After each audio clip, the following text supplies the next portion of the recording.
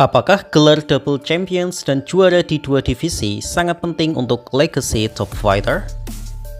Jika kita mulai mengikuti perkembangan olahraga MMA, terutama UFC, kita pasti menemukan pernyataan dari para top level fighter bahwa mereka ingin menjadi double champ sebagai cita-cita puncak karir mereka. Ya, sebenarnya untuk sekarang, UFC tidak memperbolehkan double champ sih. Yang diperbolehkan adalah juara di dua divisi. Bagi yang belum tahu, double champ adalah status di mana seorang fighter menjadi juara di dua divisi di saat bersamaan. Sedangkan juara di dua divisi hanya pernah menjadi juara di dua divisi dalam waktu yang tidak bersamaan. Belakangan ini, UFC memang menghentikan proyek double champ untuk menjaga divisi tetap aktif agar tidak ditinggal juara yang ingin sabuk baru. Karena itu, baik Ilia Topuria maupun Islam Makhachev yang ingin meraih sabuk kedua mereka harus melepaskan sabuk kelas sebelumnya terlebih dahulu. Jadi secara teknis, mereka tetap hanya merajai satu divisi saja, bukan dua divisi sekaligus. Tetapi fans UFC dan UFC itu sendiri tetap menganggap mereka raja di dua divisi karena mereka pergi dalam status merajai divisi, terutama Islam Makhachev. Dan meraih sabuk kedua saat ini sudah menjadi tren bagi banyak juara sehingga mereka membuat plan untuk naik kelas padahal secara title defense mereka belum melakukan tanggung jawab mereka. Misalnya Topuria yang baru sekali title defense langsung naik kelas ke kelas lightweight, dan Khamzat Chimaev yang terang-terangan akan naik kelas jika sudah mempertahankan sabuknya sekali. Jadi mengapa gelar kedua sekarang ini menjadi primadona bagi para fighter di UFC?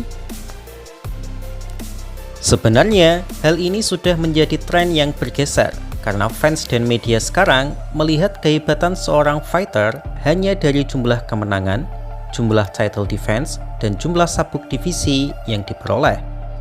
Banyak yang tidak memperdulikan berapa kekalahan yang didapat dari karir fighter. Asalkan mereka sudah pernah meraih sejarah, maka mereka akan dianggap sebagai fighter yang elit.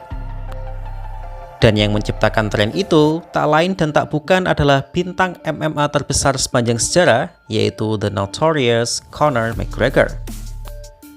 Suka tidak suka, faktanya Conor adalah bintang utama dalam industri UFC yang pengaruhnya dalam hype dan bisnis sangat besar. Di masa jayanya, Conor McGregor memang sangat hebat sebagai seorang fighter dan secara sah telah menjadi double champ pertama dalam sejarah. Ya, meskipun diberikan privilege oleh UFC sih, tapi Conor benar-benar memanfaatkan privilege itu dengan sangat baik. Dan masalahnya di sini. Memang benar Conor secara sah menjadi double champ, tapi setelahnya ia tidak pernah sekalipun mempertahankan dua sabuknya tersebut. Meskipun langkahnya diikuti oleh Daniel Cormier, GSP, dan Henry Cejudo, tapi ketika membicarakan double champ, maka fighter pertama yang terlintas di kepala kebanyakan fans adalah Conor McGregor.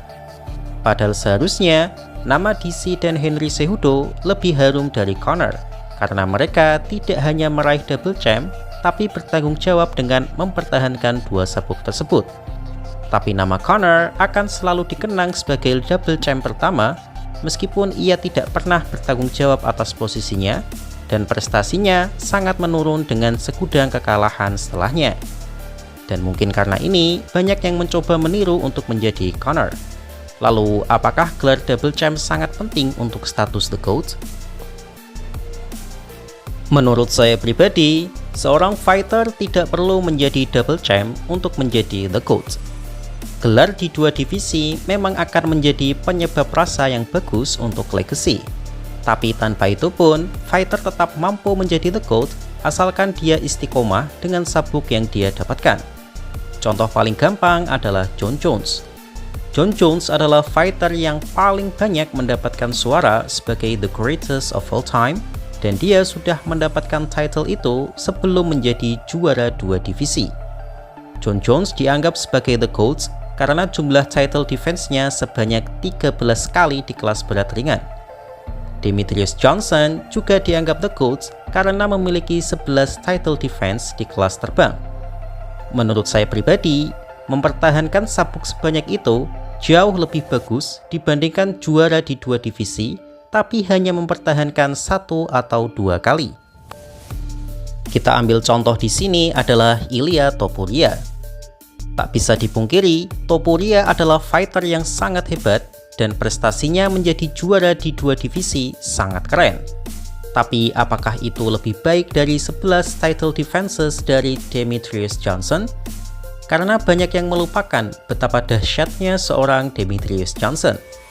Bagi saya, tentu saja per hari ini, DJ masih lebih baik dari Topuria. Di atas kertas, saya percaya Topuria memiliki peluang untuk mempertahankan 11 kali sabuknya di kelas bulu. Tapi tentu sangat sulit, karena untuk konsisten menang 11 kali beruntun tentu akan sangat sulit, apalagi di title fight. Karena untuk menang bukan hanya tentang skill to skill, tapi juga unsur ketelitian dan keberuntungan juga berperan di sana. Seperti kemarin, memang siapa yang menduga Pantoja akan kalah dari Joshua Fan? Pantoja sangat diunggulkan, tapi karena ia tidak beruntung, dia menjadi kalah. Dalam hal ini, kita tentu ingat quotes terkenal dari GSP yang mengatakan, "It's not about the best fighter who will win the fight, but the fighter who performs the best, he will win the fight." Lalu, apakah Topuria mampu menghindari kesialan dari 11 laga berikutnya? Bisa saja, tapi wallahu a'lam. Sedangkan Demetrius Johnson sudah membuktikan itu bahwa ia bisa melakukannya. Seperti kata George St. Pierre juga, bahwa mempertahankan sabuk lebih sulit daripada merebut sabuk. Karena saat fighter menjadi juara, maka ia akan menjadi mangsa utama bagi banyak fighter lainnya, sehingga ia akan menjadi target analisa yang kelemahannya nanti cepat lambat akan segera terbongkar. Dan itu terjadi di UFC 323, di mana kedikdayaan Cardio Merab berhasil dipatahkan oleh Piotr Yan dengan analisa gameplan yang sangat matang dari timnya. Paul Felder juga mengkritik fighter era sekarang, mengapa mereka sangat bernafsu untuk menjadi juara 2 divisi, padahal namanya belum tentu begitu mantap sebagai yang terbaik di divisi tersebut. Jadi secara umum, menjadi juara 2 divisi memang menjadi suplemen untuk menghiasi legacy fighter, tapi unsur utamanya tetap adalah konsistensi dan performa fighter itu sendiri. Dan karena itu, meskipun saya fans Khabib, saya akan mengatakan Khabib bukanlah the GOAT jika dilihat dari resume, karena jelas Khabib kalah jauh dari Jon Jones, Demetrius Johnson, atau bahkan GSP sekalipun. Khabib juga berhasil dilampaui oleh Islam Makhachev dari sisi resume.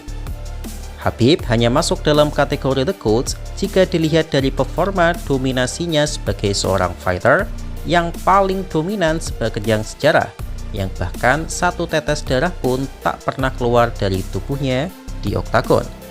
Jadi bagaimana menurut kalian?